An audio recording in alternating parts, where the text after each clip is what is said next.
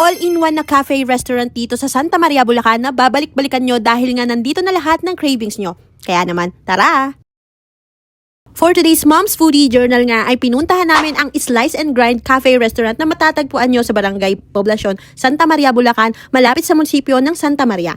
Pwede nga kayong magpark sa harap ng munisipyo kung may dala kayong sasakyan o motor. Ang cozy ng vibes dito sa loob dahil na rin saratan chandelier at chairs nila. Air condition na rin dito at may mga electric sockets para sa mga gustong mag-charge ng gadgets nila while eating. Kung may kids naman kayong kasama ay free sila to use the toys and coloring materials inside the resto. Maski ang adults ay hindi maboboard dahil pwedeng gamitin ang mga board games nila. Pwede ka ring mag-fit check dito dahil meron silang whole body mirror. Kilala nga rin ang Slice and Grind dahil sa kanilang mga cakes and pastries. Nagko-customize sila ng cakes dito for all types of occasions.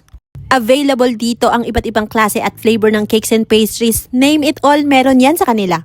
At syempre hindi sila magpapahuli dahil meron din silang version ng nagtitrending na tiramisu cake. At akala nyo ba tapos na yon? Dito naman tayo sa kanilang snacks corner. Available nga rin ang nachos and fries overload, pizza, chicken wings, pasta, and burger. At kung rice meals naman ang hanap nyo ay meron rin yan dito. Affordable ito para sa mga estudyante o kaya naman sa mga kagaya kong nagtitipid. Kung lasa naman ang tatanungin nyo, affordable man ito pero ang sasarap talaga. Kaya naman for us ay sulit na sulit ang pagkain nyo rito. Matitikman nyo rin dito ang kanilang mga coffee and non-coffee based drinks pati na yung kanilang trending na 1 liter bucket halo-halo. Kaya ano pang hinihintay nyo? Tara na dito sa Slice and Grind. Bye!